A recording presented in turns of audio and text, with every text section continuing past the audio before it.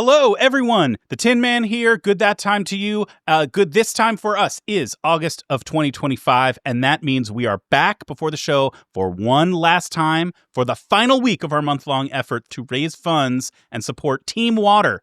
Thank you all for all of the generosity you have shown. Okay, Team Water, again, is a creator-led crowdfunding effort that is raising $40 million to bring clean water to 2 million people around the world via a partnership with WaterAid.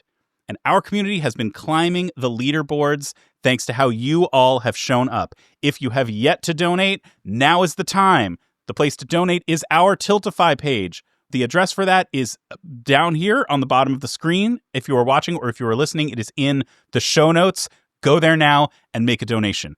All right, we are here for one last big push before the month ends. To get us there, I have one final set of announcements. First off, we have blasted through our third tabletop goal of the month. That goal was $3,000.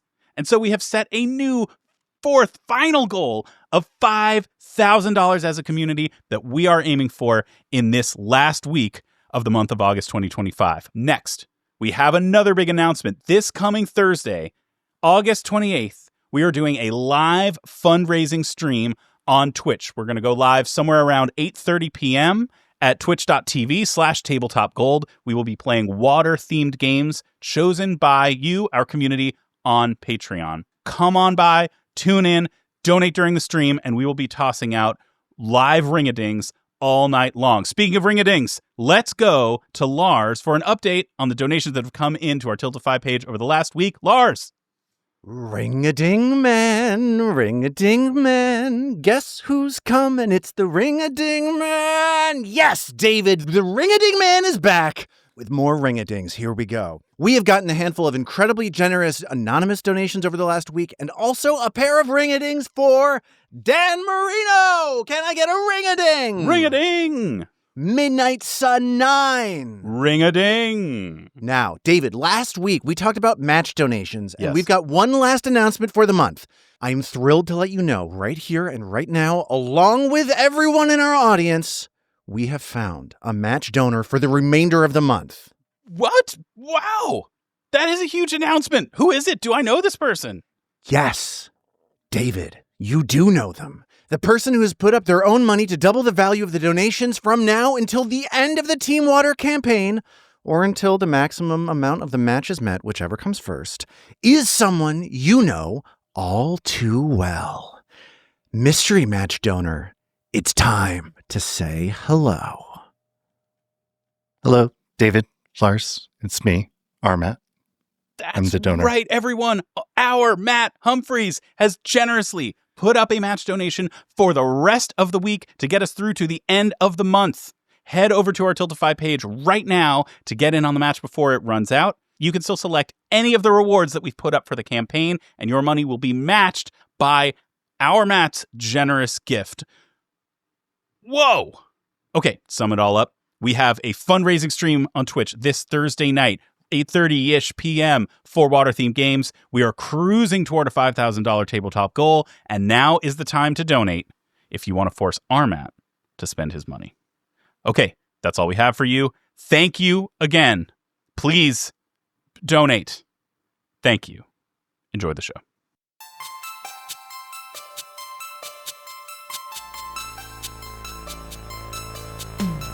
In a quiet seaside town, an evil laid to rest centuries ago has risen. An abandoned fortress deep in the swamp holds a secret that could save the village or destroy it. Now, a band of adventurers sets out to dig up the wounds of the past and bring the light of day to the roots of ruin.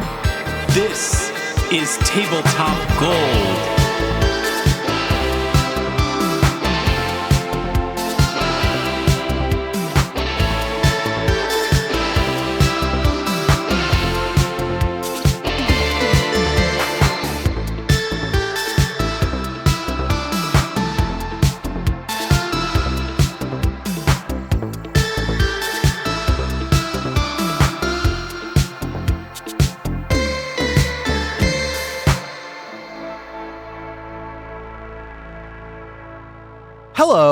everybody. It's time for another episode of a podcast called Tabletop Gold. Whoop, whoop, whoop. Welcome to the show. It's a Pathfinder actual play podcast. We're playing the Abomination Vaults adventure path. Right now, we're playing, though, a side story that is related to, but not actually made up of the stuff in the Abomination Vaults adventure path. It's very complicated, unless you've been paying attention, in which case it's actually not complicated at all. My name is Lars Casteen. Welcome to the show. Glad to have you here. Joined today for the broadcast by Robin Lange. Hi, Robin. Hello. Good this time. Good this time. David the Tin Man Chernicoff is here. Good that time, Lars. Good that temperature. And Zoe Chernicoff is here. Good summertime. Summertime Armat Humphreys is here. That's his new nickname, Summertime Armat Humphreys. Oh, I kind of love that, S- actually. S.R. Matt Humphreys. If you're SS Armat Humphreys. Yeah. Good unsinkable time if I'm the SSR Matt Humphreys. Oh, I see. I get it. Yes. Yes. we It are having cannot be fun sunk. tonight, huh? We're trying. Look at us with the acronyms and the ship stuff. We love the ship stuff. We love the acronyms. It's what this podcast was built around from day one, if you Oh, ask boy. me. I don't know if you recall, but we took a little bit of time off a little while ago, and that was because it was like, it is summertime. It was summertime. People were out of town. There was a lot of stuff going on that made it so that we needed to take a little bit of time off for a little bit of a break. But one of the things that happens when you take a break is you travel places. I traveled up to Maine and Vermont over these weeks, and I saw a lot of things that I want to bounce off of you before we get into the game, because I want to see how it is. Because you're that still if haunted by them. I'm still I've seen things.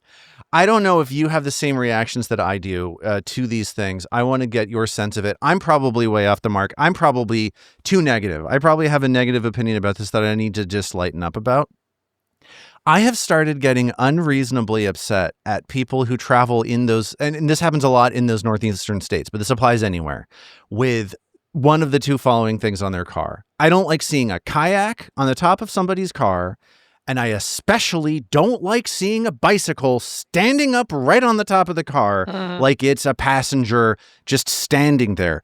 If people know about why this is happening, why they're doing this, I'd love to hear from you. I realize that I have a perspective that is ignorant, ill-informed, reactionary, not okay. I get it. But when I see people standing that bicycle up on the roof of their car, I just feel like they want attention. So it's not a safety thing. It's a cry for help. How could it be a safety thing? It It makes their car so much taller. It's main character syndrome is what you're feeling. I guess that's what it is, yeah. You couldn't go through like a McDonald's drive-thru with that bike on your car. It's going to knock the thing clean off. It's going to bump into that little yellow metal thing that says that you shouldn't do it. You cannot ride if you're taller than this. The reverse. Yeah, because sometimes you see people with bikes on the backs of their car and they're just like attached to the back, just sort of dangling off the back of the car. It seems perfectly fine. It seems like it works. But then you see this bike standing straight up. You see the kayak like right there, like literally no other object is attached to a car in the way that a kayak or a bike is attached to the car. And I just feel like they want me. Maybe I'm the one with main character syndrome, David. I feel like they're doing it because they want me to know that they're going to have fun out in the water, out in the bike trails, whatever it is. And I don't like it. Keep that to yourself. I don't want to know about it. I don't want to hear about it. Lars Casteen with the hot takes, folks. I guess it's a hot take. I understand that it's like anytime it's like I'm mad about something that is innocuous and it bothers nobody and is pointless to be upset at, I get that I'm on the wrong side of history, but I have to speak my truth. Lars, can I say yes? Can I please. say something that is as revealing as it is a mistake to say it on microphone out in public? Gosh, yeah. Sounds like Great. a good idea. I feel that way about all exercise. You feel that way about all exercise? Everyone's just trying to show off all the time. I think everyone is exercising at everyone, and especially at me, and I don't like it. I want to say something to you, David, that I want to support what it is that you're saying. Yeah. I don't live in Manhattan. I don't know. I'm going to explain New York City to people who don't live in New York City. Manhattan, a lot of it is really fancy and expensive, and the people who live there are really fancy and are living very fancy lives, whether or not they're within their means or whatever, who knows? But there's a certain sort of exhibitionism that comes with being in Manhattan for many people, not all people. My wife works in the East Village in Manhattan, and when I go into that neighborhood, which I rarely do, everyone walking around that neighborhood Correct. is wearing workout clothes At all times. the time. That's right. Everyone is always just having worked out. Yes, my good friend that I stay with when I visit New York City for work occasionally lives in that area, and it is 140% of people are in athleisure, And they look at all times. fantastic. Amazing. I Like used to work with everyone Lars' looks wife. Can confirm. incredible. Yeah, and they're doing it at you They're doing it at me. almost And as much as they're doing it at me. do you think that they're doing it at different people in different amounts? No, I think they're doing it at everybody in the same amount, except me, to whom they're doing it slightly more so. a little bit more just for David. Just a little extra for David. Mhm. I get it. Everybody I else just- is real quiet. Just throwing that out I'm there. just Yep. wondering if this is all a way for you to ask me to stop working out in the morning. I don't know. No, I like when you do it. Yeah, when you do it, it's fine. That's fine. I want He to say benefits from that. I do like seeing people in all of their workout equipment in Manhattan, though. I think that looks it's kind of What? okay. You I'm just not really betrayed me complaining about it. so hard. I noticed that it happened. I noticed it, but I think Right. everyone looks so good that I'm like, wow, people in this neighborhood are hot as hell. What's going on? Well, the answer is that Wealthy I think neighborhood. they're also It's wealthy that trust all they fund do kids. Yes. all day is work out and not That's eat. true. Yeah. You also notice, like, when you leave certain neighborhoods in New York and go into other neighborhoods, it really helps connect the dots for you that attractiveness and wealth are like the same thing. They're the same thing.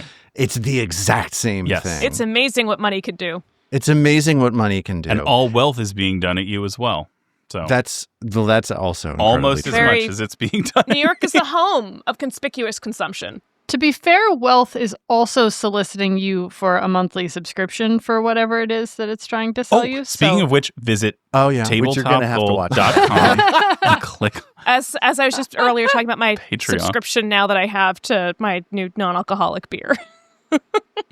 You're subscribed to that beer? Well, they have a subscription model, but they also have like a membership model. So I get Those are different? I so was just I gonna get a say, I need discount to on all know- of my orders by having the membership, and by having the membership, Okay. I Get a get discount on your subscription stuff that by having you have to be a member membership? to Is get. that- Yes, it's a member discount. Wait, So- okay, so you have this new you have this new non-alcoholic beer that you're drinking. Yes.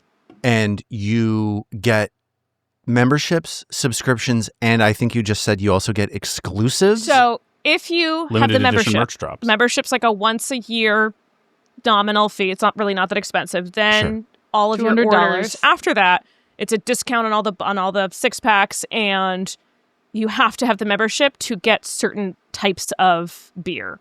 How about rewards points? They got a rewards point system? Do yet? No. do you feel good? How long have you been supporting or subscribing or whatever? Got my to first. So this is a brand that I've liked for a while, but I got my Yeah. first box today actually. Are we going to say what the brand is? Do we want to say it? athletic beer. Another, Potential the future Kineticist sponsor. from Connecticut likes a Connecticut non-alcoholic beer brand. Can you drink it while you work out? I think you could. Why Yeah, not? it sounds like you might have get a- to. That is such a funny idea. Going to like a spin class with a 12-ounce can of I like that. non-alcoholic beer and drinking it. Actually, no. This is actually a good segue, Zoe, because they're like, if you go onto their Instagram or see any of their advertising stuff, they are advertising sports at you, like David was saying. Like Sure. every single thing Sure. is like people hiking, people out on the water, because it's non-alcoholic, so it's not going to weigh you down. And in fact, it will improve your performance because of your gut biome. Technically, Yeah. like all drinks, it is an No, but energy they drink. I like funky beers. I like It's a sours, great and all tagline. their sours and everything. You have to have the membership to get. The sours are membership only. Pretty much, yeah. Robin, I have subscribed to one membership food thing in my life, which is a product that used to sell on podcast ads all the time called I really- Nature Box. Oh, Oh. yeah. How I was wanted, it? Do you remember Nature Box? Go ahead, Vaguely. Zoe. I wanted what you were saying to be Costco, but it was an It actual was Costco, no. subscription service. But I had a subscription. There's the chiku of the athletic. Wait a minute. We is that what can't it's do called? that until they actually sponsor us. We're crossing the line. But I subscribe to one thing, and I will say that the act of subscribing to a snack thing made the snacks taste better. There is something about having like bought your way in the door, decided to purchase things on a plan, get them regularly. Like I do think that it turns something into a treat, and I can see the appeal. I like doing those subscriptions as like a gift for people. Yeah. Like a lot of times when my friends like have a baby, I will get them like a 6-month subscription to some snack thing. I think that's very nice. Yeah, I think like that's a little very like nice thing here's to do. something for gift. you rather than for the baby. Yes. Babies get enough snacks. Exactly. Yeah. That's another thing. Babies. Babies? They're Are doing it these- at you? Yes. They're doing it at you? People are having 100%. babies at you? People are definitely having babies. No. at you. I think that's People very are not true. having babies at me. Babies are being themselves at me. Babies are being at you? Hmm. Babies are at you? Yeah. Don't gonna at just me, babies. Need to pause a moment to put that down in the title. Going back for a second, I still want to know why people put bikes upright on. Like, what is the difference between a bike upright and a bike on the bike rack on the back? I would like to, if someone I can would like to know too. How respond long? Yeah. in Discord and like explain Have to you me got? like I'm 5 Yes. the different Let- ways in which to travel with a bike in a car. I am curious. 100%. Let us know why I'm a jerk about thinking that you're a jerk for putting your bike on the top of your car. Please. I would love to know. Because Also- bikes are not cheap, so I'm sure there's a actual logical reason for it. I've done this research because we need a bike Besides from rack. doing it at David. Oh, you There's need a bike rack. there's reasons to there's you could put it on the back in this way and on the back on that way or up on the top, and there's pros and cons to each one. That putting it on the top I've never considered doing because I don't want to offend anyone who's passing by. Because you understand how thin-skinned I am Yeah. about this No, whole thing. and people like me. yeah, it's I mean if you don't want a thing hanging off the back of your car And so it that you can blocks still your access your vision. trunk and so that you Mhm. could parallel park more easily and your vehicle's not as large. Sure, but it's also harder to get the bike up and down from there. So it's just, life's Okay. about trade-offs, guys. It is about trade-offs. You know what else is about trade-offs? You know what else is about trade-offs? For sure. Is playing a game. Uh-huh. You got to make choices. You got to do stuff. So let's go there. dying today. now. Zarmovdian's tower continues to deliver surprises. You've encountered strange mutated plants and animals, lethal security constructs, the body of an unlucky neighbor, and now a trio of demons in an eerie summoning chamber.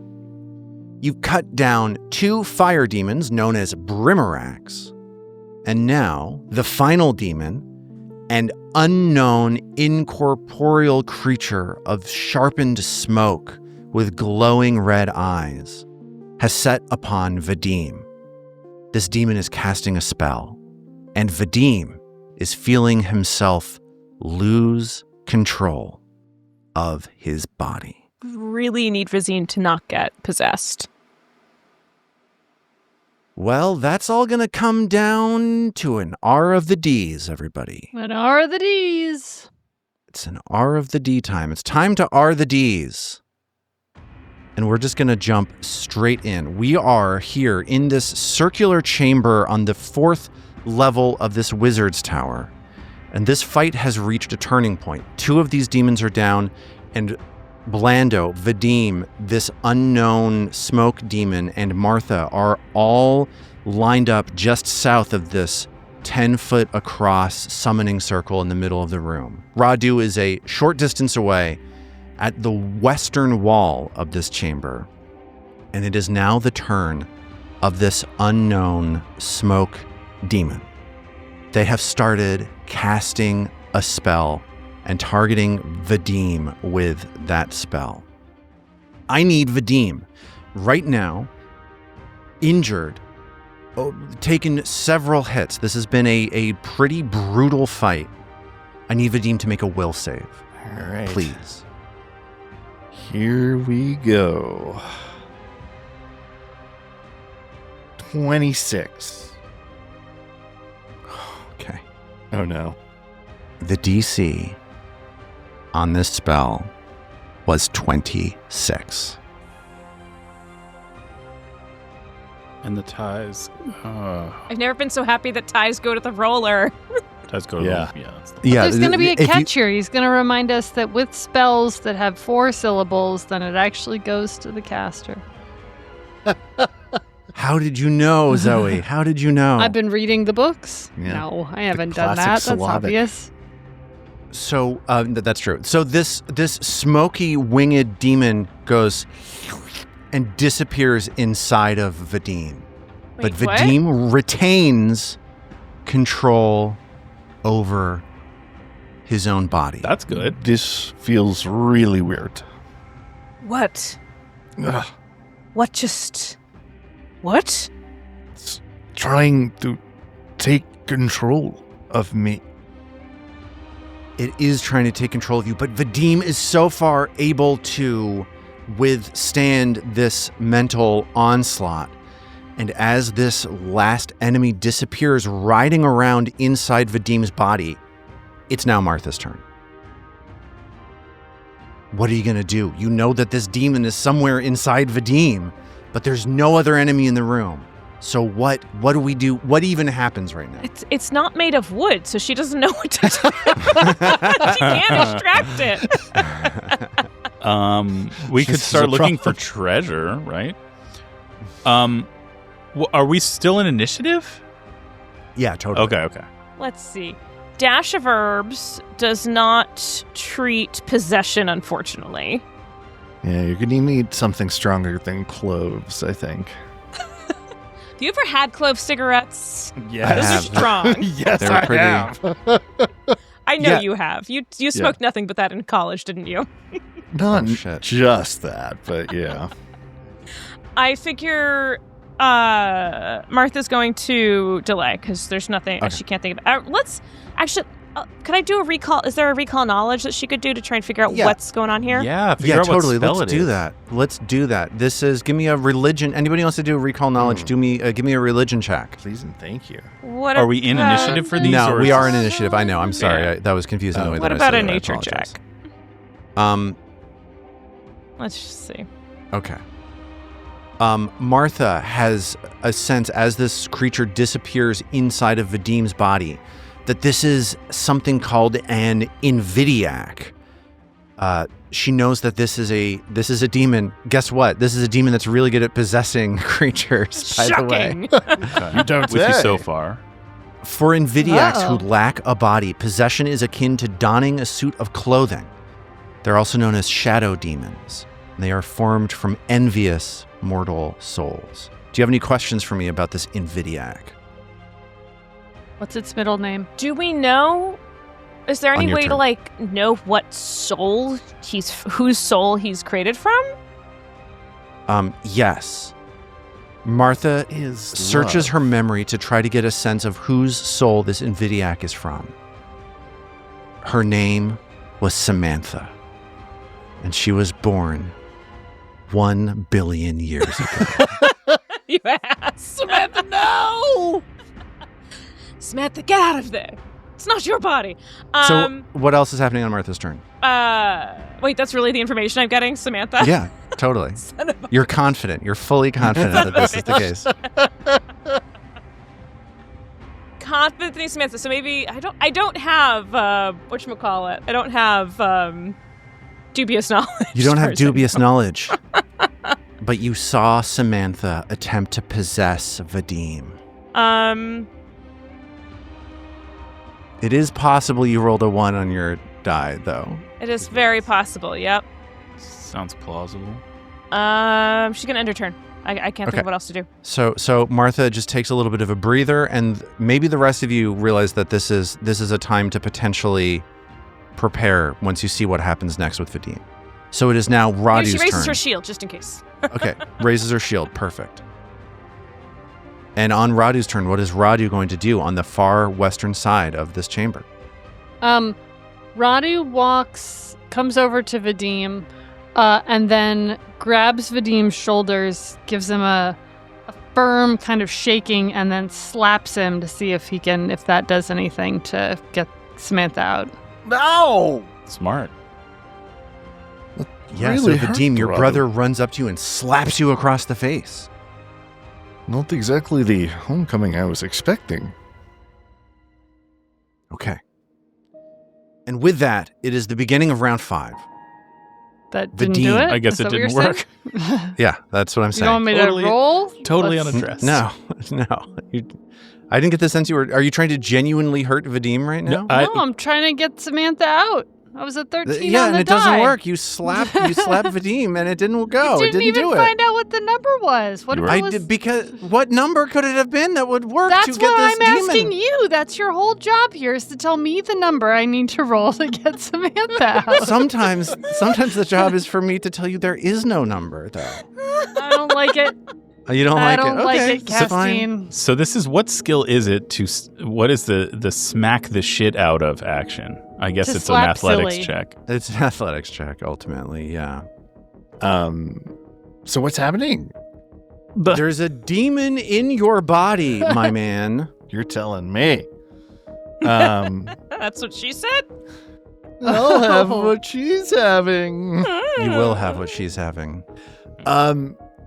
Can Vadim do a religion check to see if he knows of any way of expelling a demon from his Exercising? body, or could Yeah, of use course, definitely, religion please. to do Gi- so? Give me a Exorcism, knowledge check. exorcism. Give me a religion check. Give me any kind of thing you want to give me. Okay, there's a bad religion check for you. Okay, so a blind religion check. Vadim knows that this is a spell. This is the possession spell. This is a spell that is keeping this creature in his body, and that creature is going to be in his body until the spell ends. So like a dispel magic or something like that would be a way to get this demon out of your body fast. Okay, cool. Do we have a dispel magic prepared? Perhaps there's a wizard in this tower who has some sort of preparations around magical dispellation. When I'm being subtweeted, I don't have that. No. Okay. Magic is so useful. So is that when it it's for useful. Vadim's turn then? Yeah, I guess so. He can't do like a religion check for an exorcism check. Right, No. yeah. No. The power of Pharasma compels you. Okay, so I mean, so if they- Vadim does he, is flummoxed, not sure what to do about this demon possessing him, just riding around inside of his body. It's now Blando's turn. Blando, you see that people are injured. I don't know if this is like a time that you would want to heal. I don't know if that's the kind of thing that you're into at this particular moment, or if you just want to stand by, but like that's what you're seeing. You're just seeing a number of beaten up people in front of you. Would this creature be considered incorporeal at this point? Absolutely. At this point, no, but in general, yes. So if we can get it out of Vadim again, it's incorporeal. But because right now it's in Vadim, it's corporealed. It's just like not even. It's not even anywhere. It's just in Vadim. So it's like it's not going to get healed or anything. It's just in him. Yeah. It's not. So healing us would not affect. Yeah, that's not even okay. what I'm hung up on. I have the ability to damage incorporeal creatures. Right. You have Vitality Lash. It's even cooler than that. It's Ron. even cooler than that. Spirit blast? So if you want to delay, maybe Well, something's going to happen If I were soon, to cast, David. but if I were to cast this thing, it wouldn't. There's wouldn't- nobody to target that. Yeah. Yeah. Okay. Well, then I guess I could heal everybody up. I may as well heal everybody up. So we're doing a 3-action heal. I think we should. I only have 3 of them left, but I think if we have 2 of them left for whatever comes next, that's probably sufficient. Okay. It's better economy use for 3 actions. Get everyone. Get everyone topped up. I don't know if we actually need that many hit points to deal with this thing, but We don't know what else is coming, dude. here goes. So Blando seizes the opportunity now that this Invidiac is not present. This is a safe time to give everybody at least a little bit of healing with a 3-action heal. Lando really Yes. needs some healing too. So That is 26 points of healing. All right, 26 points of healing Huge. for Thank you. all Mercy. of you. well, good for you too, Blando. You needed that. I needed it more than anyone else You because really they did. started picking on me over there. Yeah, so Yeah. just the opportunity to catch your breath is valuable. Speaking of catching your breath, at the next moment, this Invidiac bursts out of Vadim's body. Oh, now they tell and me. it breathes in as it funnels out of Vadim's mouth. Like Vadim's mouth opens up and this thing goes and swims out of Vadim's mouth. My slap worked! Radu screams. No, seriously, stop doing that. I'm sorry for doing that. Stop hitting yourself thing as a kid. That was uncool of me, and I see it now. The Invidiac sees Vadim right in front of him and swipes out with 2 claw strikes. The first one is a 15 to hit, which is a critical miss. And the next one is a 15 to hit, which is also a critical miss. So I'm missing you critically, dude, is the issue. But the thing is, like, my precision doesn't go through, my slashing doesn't go through. I think I'm just going to save my reaction for a glimpse. Okay. Good call. All right. So, unfortunately, that glimpse is not going to come this round as both of its attacks are targeting you. And it is now Martha's turn. Martha has been on the lookout for this Invidiac ever since it disappeared inside Vadim's body, and now it's back in the room. Martha, a little bit more comfortable, having been healed, being next to her protector tree. What is she going to do to finish this fight off? For her impulses, does she need like the clear line of sight? Like, is it going to have cover since it's on the other side of Blanto at this moment? Or it's going to have lesser cover because you're shooting through your friend. So it's going to get a +1 to its armor I'm going to move to the other side. She's going to move to the other side of Jeremy. Okay. Jeremy tree. Spin around Jeremy tree. And she's going to then come at him with a 2-action blast. And she hasn't hit yet, really. So we're going to see if Vitality works. Okay. Let's go ahead and see if I can get a decent roll on that. That's a 28. That 28 hits. You see your blast of Vitality magic rush into this creature, and it does not do anything. Doesn't do anything? Yeah, it doesn't. It's not undead. The Vitality magic doesn't. The Vitality damage does not apply to it. Wow, it just totally nothing. Yeah, only certain things take Vitality damage. So like none of that 15 goes through. Dang. Okay. You know what? I'm an idiot, and I'm lying to you. Thank you. Oh, I knew it all along. No, never mind. It takes no damage. Sorry, I wasn't lying to you. I was lying to you just then when I said I was lying to you. I was not lying to you earlier when I was telling you the truth. I asked Honestly, the guard on the that's a left mindfuck. whether the guard on the right The barber with the bad haircut. would say he was lying about lying. Yes. This creature does not take Vitality damage. Okay. Learning things slowly about the Invidiac, preparing for a final push to bring it down as it howls. It is Radu Drakescu's turn. You just slapped Vadim in the face and cured him of possession. What are you going to do next? It's 3 moves of touchdown dance. All right, Radu is going to go flank this creature. Okay. Climbing up on this little circular summoning chamber, Radu's feet slipping between these faintly glowing runes. Be careful, you don't activate the incinerator. Radu doesn't understand this and isn't smart enough to care. He does sort of like a parkour jump up on there. I feel like he's feeling pretty good about his slap. Yes. He's already in wolf stance, I think. Yeah, totally. All right. So he is just gonna he's gonna wolf drag it.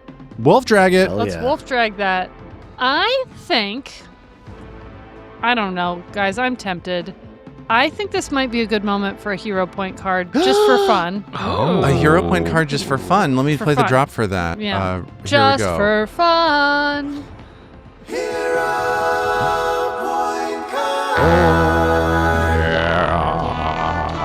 I think I know which card this is going to be. It's gotta be. So this is a great card from Mike from Chicago. It's called Pun Run. Thank you, Mike. The only thing you need to do is roll a d20, which I am about to do. So that's what made me think of it, Mike. Okay. You should know. Okay, so insert pun here. When you play this card, we will put 30 seconds on the clock. And Armat has until time runs out to make as many puns as possible related to the current situation in the game. Oh, God. For each successful pun, I feel like we've got parkour, we've got fighting, we've got There's a lot oh, going God, on. you love making puns. What do you making puns? Thank you. It's more like There it. may be a god there. I don't know. That might count. Anyways, for each successful pun, we're going to add a +1 untyped bonus to my roll. If at any point Lars feels a pun is extraordinarily bad, he can call for them to stop. And the bonus added to the roll does not include the extraordinarily bad pun. So Okay. is our theme for this then something involving wolves or stances? I think it's anything. It's anything he wants that's applicable to the situation. Okay, yeah. I have my phone pulled up. I got it going. I'm You going to got put it it? up Okay. on the screen. Yeah. Oh, God. So we got a 30-second timer. Armat, tell me when you're ready to go, and I will get the timer started.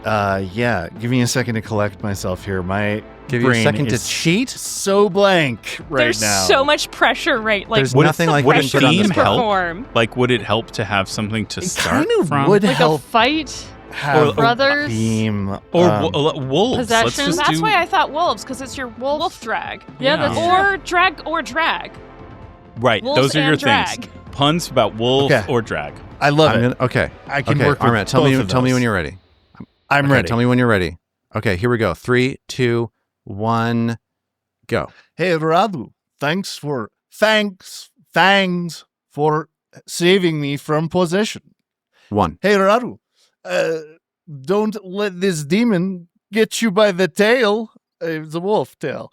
Okay. This 2. is a really furry, hairy situation we've gotten into. 3. Mhm. Sort of makes sense. Hey, Radu, what do you get when you cross a smoke and a demon? Oh boy! So that's a +3 on this attack, That's which still is great. not bad. Oh at god, all. that was +3 very difficult, and I did not do a good job with it. No, you it was- did so Thank you good. for We all had a You good did time, so and that's what- good. That's was what Pun Run is about. very It's fun. having And you know a That's good what what? it's time. all about. Let's give Armat a hero point, I'll Yes. right? take Shouldn't that. we? Thank you. Of Yes. course we should. If we didn't, it would be a real drag. Maybe puns Okay, coming from a land so- under. I don't know. It's hard to like. That was a real like punderdrome. Like you were stuck right in the middle of it. Yeah. Oh Yes. man, and like my brain is not like in a pun headspace right now. It Sure, was yeah, I can sort see of that. You've just been punful possessed. to try and do that. Punful. You did enough to get Zoe like +3 on this attack. It's not nothing. not this nothing. is I'll take that. this is a success. Let's see where we wind up. Okay. All right, that's a 24 plus 3 gets me to a 27. Okay. That is a hit, but not a critical hit. Okay, okay. Unfortunately. And that is 14 points of damage. But I also 14 knock him prone, right? But you also knock him prone. There are rules in like incorporeal creatures can't get athletics checks done to them, but it doesn't say you can't be knocked prone. So what that means is you slice him into this this demon with this wolf drag, and it's incorporeal, it's prone, it's just twisted all around. It's just spinning its hands around trying to figure out how to ready itself, right? It's not falling through the universe. It's just struggling to get its position back. So it is now prone All right. while incorporeal. That's awesome. Huge turn from Radu. That pronedness is certainly going to come in handy here in round 6. Here's the situation. Jeremy Tree is keeping a number of you alive as you are huddled around Martha's protector tree on the southwestern corner of this chamber. You have converged upon this smoky Invidiac, this possession demon that is glowering around and melting into the shadows, plumes of smoke, sharp claws, glowing eyes flashing in front of you. It is Vadim's turn right now. Armat, delay and let me have at him. Okay. Vadim delays, trusting his comrade Blando to bring the hurt. And Blando is going to cast Dirge of Remembrance. Oh. Dirge of Remembrance. I'm going to be singing a funeral dirge to force this Okay. restless spirit to fully manifest in the material plane. So it needs to attempt a will save. Okay. DC 25 will save, and different things are going to happen depending on the Okay. result of that save, including damage and it possibly becoming corporeal. Beautiful. Will you roll the damage first, please? Yes. Okay. That is, it's only A good damage roll. Yeah, it's a 4d10, so it's a 22 points of damage is what we're looking Okay. at. So the Invidiac is going to make a will save. Here it goes.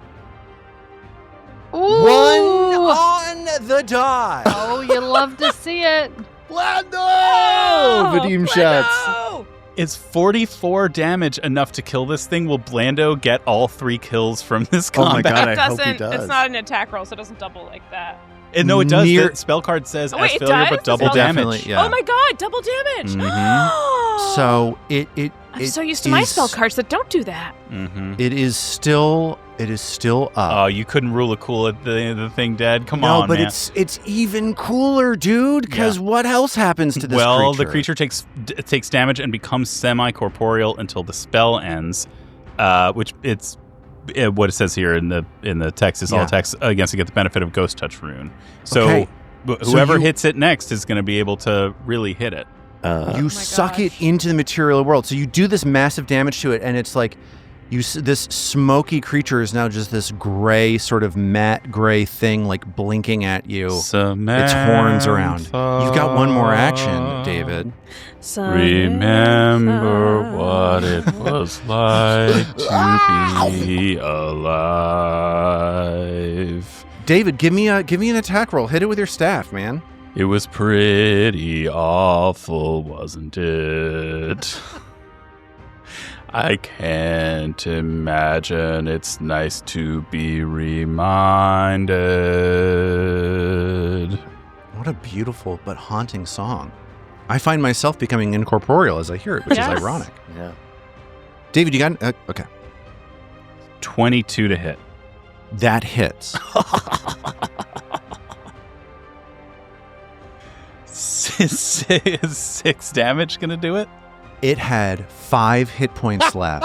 MVP Because Blando! it's semi-corporeal, Blando, donk, and this creature So goes good. poof, and collapses down onto the floor, once more becoming a plume of smoke that rushes to the corner of the room and fades into nothingness. And as Blando has thrust his staff forward into this thing's chest after summoning it back into the material realm, sees it the smoke of its essence dissipate, and says, "Oh."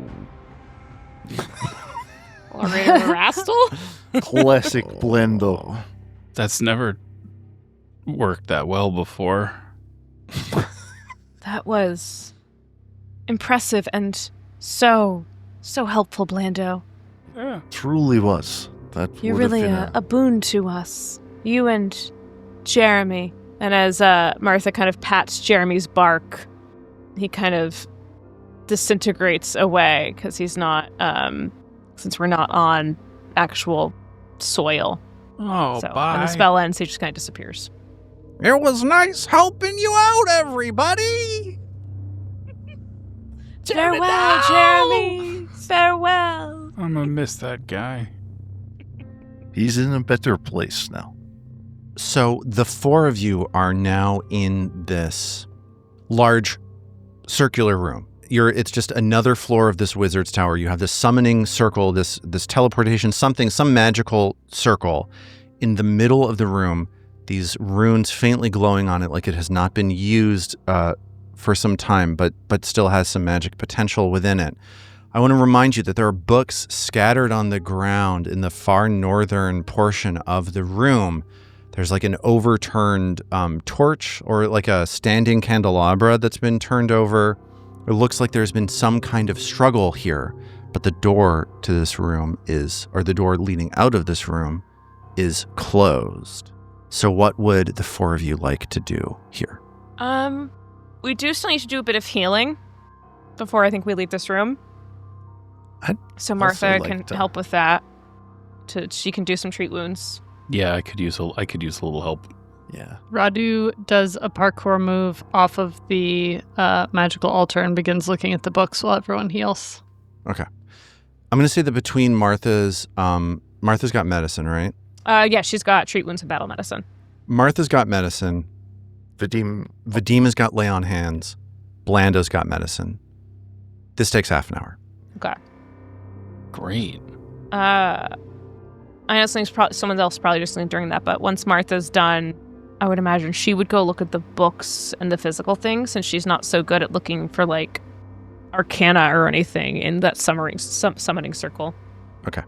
So Radu spends the first few minutes as everybody else is healing up, taking a look at these overturned books. And he finds some interesting things here. One of them stands out to you. The books here seem like they were on a shelf. That shelf got turned over and the books spilled onto the floor. In the middle of the pile of books, there is a heavy-looking, personal-looking tome. Like between various books on magic, on spell casting, on animation, construction, all this other stuff. You see a hand-bound tome with a golden lock on it. Radu tries to get in there. You bash the lock open, and the book lands on the floor. Goom! And you get the opportunity to look through some of the pages. Is it smutty or super smutty?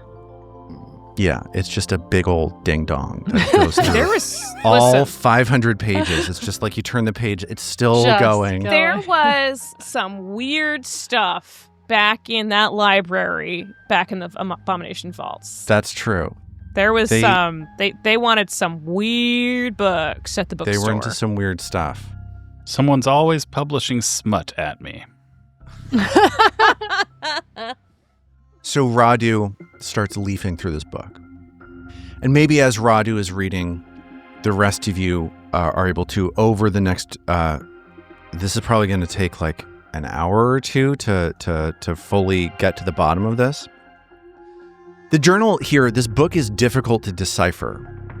It's written by a person of incredible intelligence in like strangely obfuscating ways. It's got weird endnotes that you need to reference throughout. The time frame of the book is constantly shifting.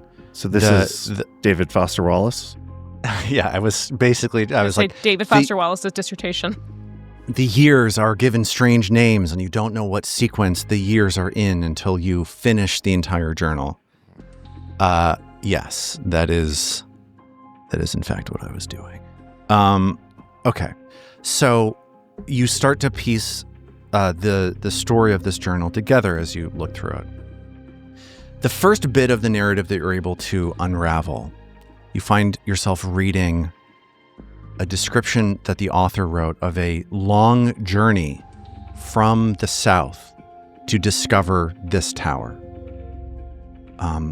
Details about arduous travel to get to this point.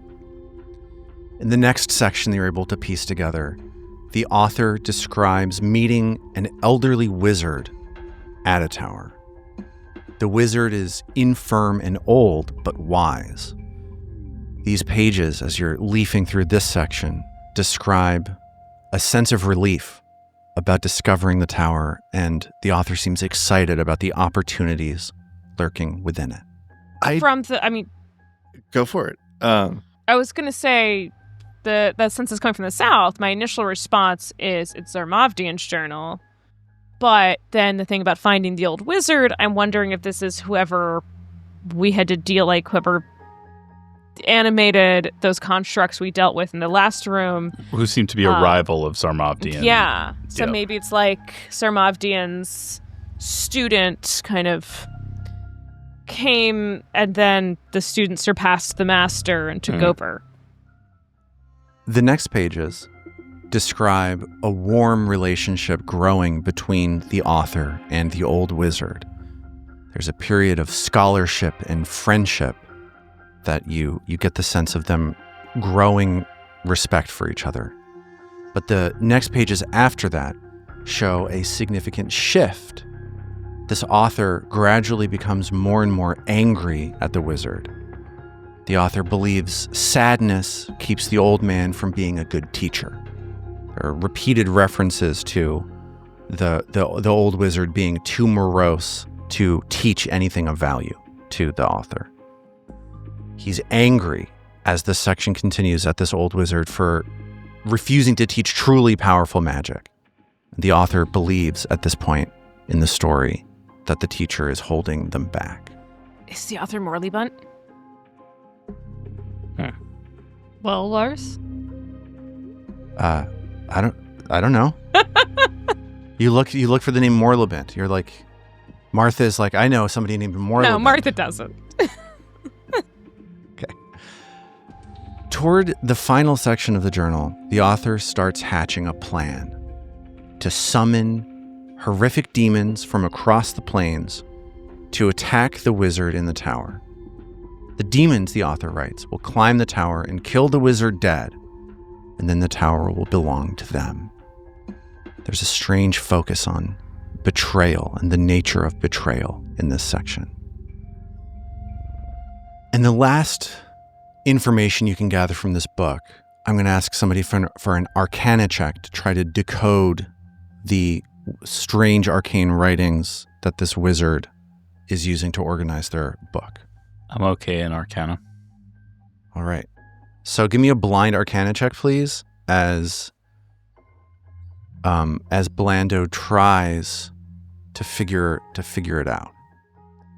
Blando spends about 20 minutes, doing the string connecting the pages thing. You've ripped out different pages. You're arranging them on the floor. You're trying to make something out of them, and you're not able to get it. Does anybody else have Arcana? I'm decent. I don't know. Okay. So I thought Vadim had some Arcana, no? No, unfortunately, untrained. Radu is looking over Blando's shoulder as he's trying to get just one last piece of information out of this text, and it's just not coming together. It's just not that bright. So, you get the sense that you've gotten what there is to get from these journals. Hate to see it. Those of you who are looking at the summoning circle before this connects with the idea that you've read in the journal, that this summoning circle seems like it was potentially used in this plot to kill the elderly wizard in the tower. But those demons were here.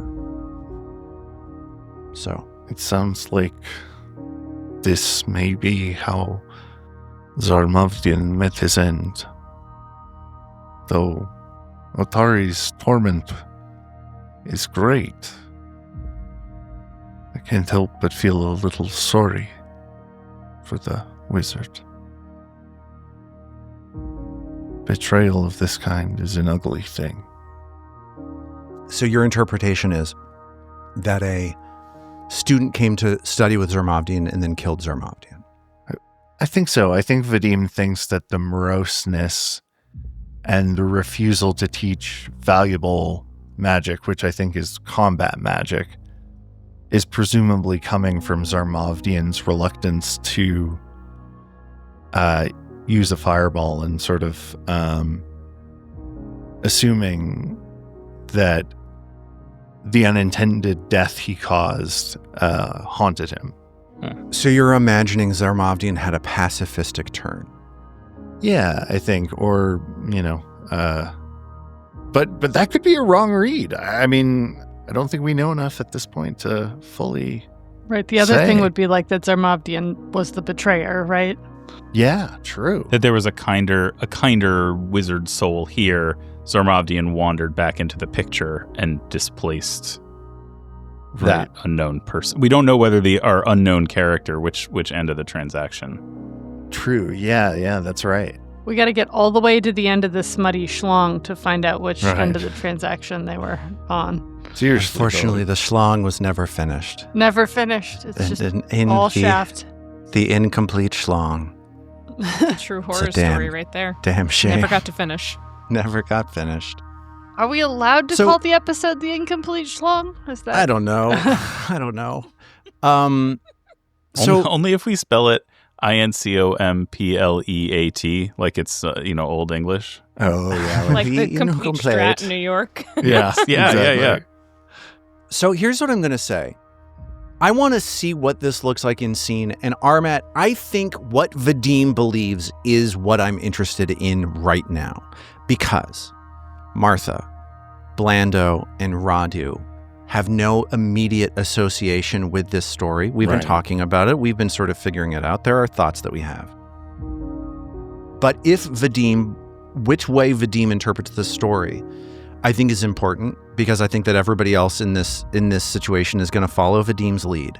And if Vadim's story is that Zarmavdian had a turn towards peacefulness and that he was betrayed by a student, this is not what Vadim has believed up until this point. I have been hearing about Zarmavdian being villainous and betraying and all that stuff like for years. Totally. So this is a massive turn if this is what Vadim believes. So I want to let's lay it all out there. What is Vadim's position here? Okay, I think after thinking on it, the emphasis on betrayal suddenly twigs for him, and I think this may have been Zarmavdian before he came to Otari.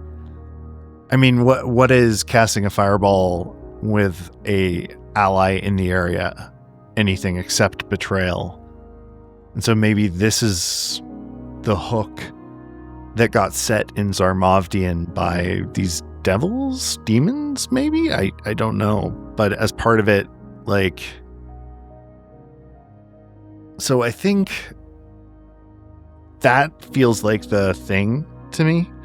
Okay. And so I think Vadim will like initially think and be like, I feel sorry for the old wizard. But I don't think Zarmavdian would have put away his magics if he betrayed Otari in such a manner.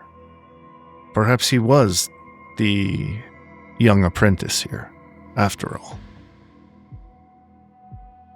So I think that's where he'll settle. Radu nods, agreeing.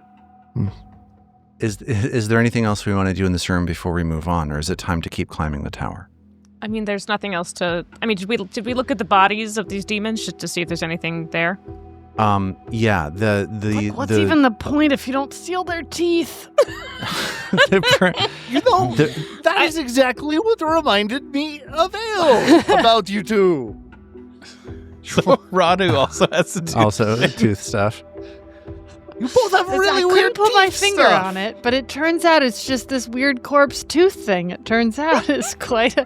Right, I've literally only seen it in you and Ale, like nobody else in all my adventures. So you take a look at these bodies, or Martha investigates the bodies. The Brimmereks have like turned into ash. When they fell, their blood started burning their bodies away, and there's just sort of crumbled ash on the floor. Those dudes are the so Invidiac, metal. this smoke creature, is just dissipated, and there's no body to speak of for it. So not much to learn from there. So Vadim... Yeah, we got to roll on. Yeah. interprets this story and tells you that this is where Zarmavdian learned his magic. He betrayed his teacher and then went on to Otari to hatch some sort of plan. So, you push through the next door, right? Yes. Correct? Yes. Yes. And you start climbing the next set of stairs. These stairs, again, wind around and around and around up this wizard's tower. About 60 more feet. Probably 200 feet up in the air at this point. And you get to another teak door. What are we doing before we open this door? What are your exploration activities? What are your thoughts? Anybody want to... What's happening before you open this door? So Martha's got her aura going. Mm-hmm. And I mean, I think she'd be towards the front trying to see, like trying to tell if there's anyone on the other side, trying to do the tank thing of like what threats are there. Okay. So sort of scouting a little bit kind of thing? Yeah. Okay. Vadim won't be searching for traps or anything. Okay. So you push the next door open, and you feel a rush of energy around you as this door opens up. Can I get an Arcana check from anybody to try to perceive what it is that you're feeling here as this energy whooshes around you? Give me a blind Arcana check. Anybody who wants to. Yeah, that's me. Okay. Blando senses this magical energy. He's been detecting magic this entire time, and suddenly there's a rush of arcane energy past him. What Blando feels is protective energy washing over him and then dissipating. It's like you just opened a one-way lock. Like the door that you just pushed through is blocked from the other direction, and that blocking or protective magic has just disengaged as you push through the door. You step into the next room. This is a beautiful library room. It's like a wizard's workshop. Tomes and scrolls line the walls, but the floors of this circular chamber have been covered with even more paper, as though the entire room has been frantically searched through for some kind of answer. At the back of the room, you see some sort of arcane structure meticulously crafted from wood and brass. It's like a shelf with interlocking floral patterns going from the floor to the ceiling. These patterns work down into the floor, like the brass from the patterns work down into the floor, and you see them travel along the floor for a while and disappear.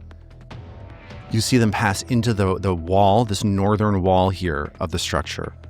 Like there are metal strands running from this like large piece of furniture down through the wall into the northern portion of the tower below.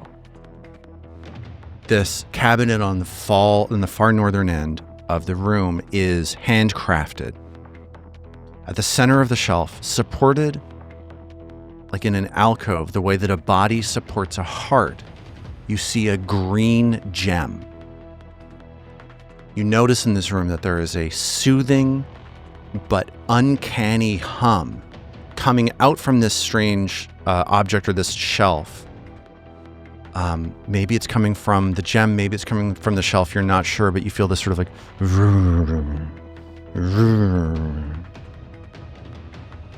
At the back of the room, standing behind a desk, you see an elderly-looking man in a red wizard's robe. This is a human man with long gray hair. He has reading spectacles perched on his nose. He looks up at you and says, "Hello, wanderers. My name is Zarmavdian, and you have intruded into my inner sanctum. You have opened the door.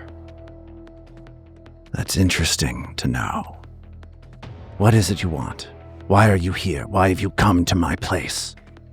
Why have you invaded Zarmavdian's sanctum?" Martha puts her hand on Vadim's shoulder, like give him some support and push him forward. And under his breath, Blando says, "Wow, those are all the same questions I have." Well, perhaps it's time we get some answers then, eh?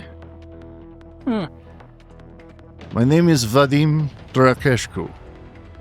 I've come a long way, across many lands, to find you or your remains, and to ask you some questions. Why, if you are the Zarmavdian who fought with the Rose Guard in what now is known as the town of Otari, why did you cast a fireball that killed Otari, the thief? Is that what happened? Good, and very interesting. That explains something. Why? Because, Because he was a fool and I wanted to kill him. Now leave this place. You've opened the door, you leave, and I'm going to leave now too. Where are you going? Anywhere I want to. I am a great wizard, Zarmavdian. Why was the door sealed? And Zarmavdian turns and looks back at this like contraption. He says, "That horrible thing kept me imprisoned here. You've opened the door and I may leave and get revenge enjoy the sights of the world that have been kept away from me for so long. Now leave my place or I will kill you." Revenge for what? Don't worry about that. We found the book on our travels up to this level. Yes. Did you author it, or were you the kind old wizard? Or are you something else altogether? You found the journal of Wildemir, my apprentice who is much wiser and much smarter than I ever was. Yes, Wildemir was the genius. I, Zarmavdian, was nothing. A lonely old man. So I was right the first time. What do you mean? Well, What do you mean, you pathetic man intruding into things that you don't understand? look, You have no sense of what you are about to face. as someone who was just had their body attempted to be possessed, it's fairly clear that you are Wildemir, trapped in the body, perhaps, of Zarmavdian. Trapped in the body. Or, No. No. Or are you a shapeshifter? well, that's true. I hadn't thought of that, Martha. Thank you. Good call. Could be a hologram. That's totally true. I've read that maybe your whole universe is a hologram. It blew my mind. It wouldn't surprise me. No. It is not Zarmavdian's body. It is, in fact, mine that you need to worry about. And this Zarmavdian fades away, or the image of Zarmavdian contorts and twists until you see that you are looking at this like strange creature with no eyes, a green, pale-skinned, twisted, tormented-looking undead creature with a grinning pink mouth with razor-sharp yellow teeth. And he says, "I once was Wildemir, but now I will be your death." Roll for initiative.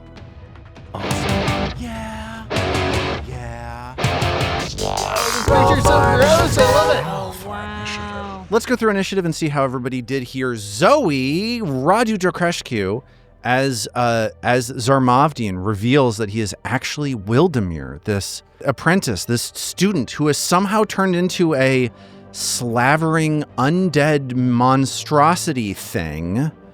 As he reveals that and moves to attack you, what did you do on your initiative here? I guess Radu, ever pure of heart, is surprised by this turn of events, so 20 for Radu. Okay. 20 for Radu is unfortunately going to be a little bit slow. Radu is caught off guard by this transformation and this sudden attack. How did Vadim do here? Also not so great. He got a 7 on the die for a 19. I feel like he's still kind of caught up in trying to make sense of what they read in the journal and like feeling sorry for the old wizard and like his betrayal, and as such his head isn't in the game when the fighting starts. Yeah, Vadim's theory was like way off the mark, right? Yeah. He assumed the wrong thing about Zarmavdian, so once it turns out that actually it's this Wildemir that's been doing things here in this tower, that he's not ready for that. He's struggling to catch up, so that's going to be tough for him at the beginning of this combat. Robin, how did Martha do here? She did middling. I got a 25. Okay. So we've got Martha, Radu, and Vadim bunched up at the end of the initiative order. Would you like to do a battle cry? She definitely wants to do a battle cry. Yes. Okay. So you start screaming at this. She starts just How dare you? Okay. So that was a 20 on the die for 32. Yes. For the second time in a row, that was a 20 on the die. This is 2 critical demoralizes at the beginning of combat for Martha. Huge. Something's working. Huge. So this Wildemir flinches back and is like, "Ah!" So David, how did Blando do on this initiative check? It is a 26 for Blando. Okay.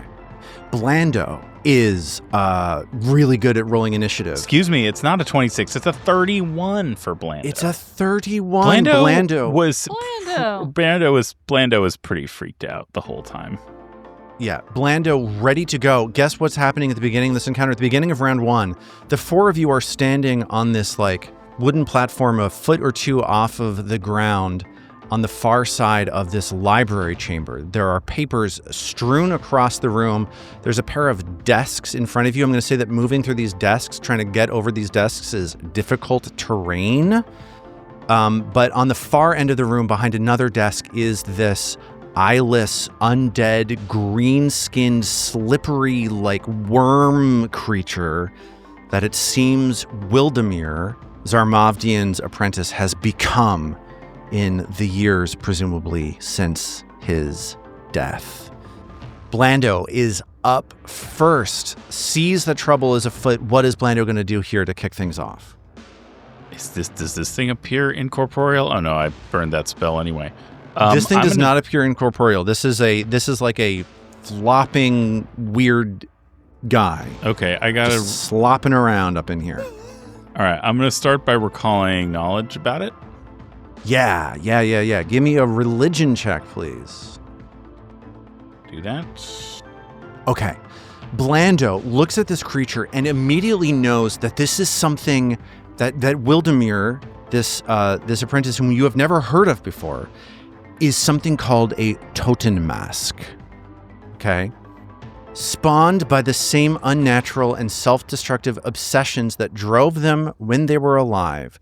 These are the undead remnants of the most self-indulgent and sinful among us. They drain the flesh from their victims as to wrap themselves in a perverse mockery of life that allows them to pursue their base wants. So shape-shifting undead thing. Or like embodiment of like deadly sins, sort of. Kind of, yeah. An obsessive sort of like envy monster of undeath. Okay. I would like to know if Blando knows anything particularly devastating that it can do to us. Yeah. It drinks the flesh of the creatures that it feeds on. It tries to slice at you with claws and then like drinks your body, sickening and draining you and potentially being able to then enshroud itself in your very skin. Gross. And that's, yeah. Yeah. 2 more actions for Blando. What's up next? Yes. I am going to cast Heroism. Yeah. On Vadim. Yeah. Amazing. Not to be confused with heroinism. Oh, yeah. Very debilitating debuff is my understanding. I've got one like that too. All right. Heroism is unlocking the target's inner heroism, granting a +1 status bonus to attack rolls, perception checks, saving throws, and skill checks for 10 minutes. +1 on everything. Thank you, Blando. Amazing. Blando sets up Vadim for this confrontation with this totem mask. And now Wildemir starts coming across the room at you. They are pretty quick. They have a move speed of 40 feet. So Wildemir just starts flapping its legs back and forth as it just ambulates across the room, limping its way through these papers that are strewn all over the floor, sees Radu and flashes out with a claw. This is very Japanese horror. Slashes out at Radu with a 32 to hit. Does that hit? That's gonna hit. That's Okay. a hit McHit. Hit McHit, 20 points of damage, slashing damage at Radu.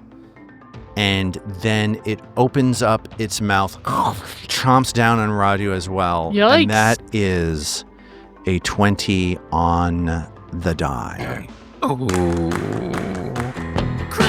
You gotta draw. Nice. Did I draw the ace of spades here? No, I did not. Does Vadim not have reactions yet? It's the 2 of spades. He certainly has reactions. Oh, thank you. Yes, glimpse, but please. you glimpse on damage. So let me roll damage first. Oh, dude. okay. So here we go. Here comes some critical damage. And oh yeah, I guess you missed the first one of these. You missed the first opportunity for these, but it was a 20 on the die anyway. It doesn't matter. So this is 54 points of damage coming to Radu, a combination of piercing and void damage. Are we glimpsing? Yes, let's glimpse, please. For Okay. sure. This is Radu. As Radu gets chomped into by this undead creature, would you throw that glimpse in the chat, please? Armin? Yes, absolutely. So Radu is going to get a little bit of resistance here. Would you mind taking that damage now, Zoe? I wouldn't. Thank you. And I think as Vadim sees this, he snarls. And we see that the old Vadim is not completely gone. He, seeing his brother get attacked like this, just an upswelling of hate for the undead comes out of him. Yeah. So as Vadim snarls, this creature, this totem mask, goes and refuses to accept this glimpse of redemption. Radu winds up resisting a ton of that damage because you resist all damage. You took only, you resisted both the slashing and the void in parallel because glimpse of redemption is ridiculous. So you take only 36 damage total from that strike. And Wildemir, the totem mask, glowers at you as Vadim reveals his true sort of loathing for this creature. And Wildemir says, well, maybe you'd have less of a problem with my pet. And Wildemir snaps his fingers, and you see crashing through one of these round porthole windows on the side of the room, you see a strange monkey creature with fairy wings. Oh, that's fun. It's so cute. I want one. Burst into the room. It's decapitated a lizard that it's eaten, and it's just and spits it down on the ground and just starts screaming. And we'll pick up from there next time. Monkey fairy, monkey fairy. I want one. Pretty cool. I feel like it decapitated that lizard at me.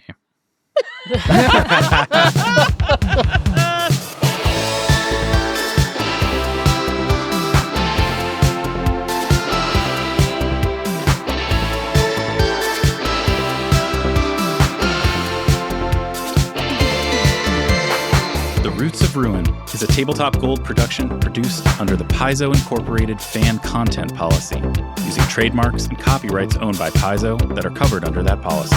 The Roots of Ruin is not published, endorsed, or specifically approved by Paizo. For more information about Paizo Inc. and Paizo products, visit paizo.com.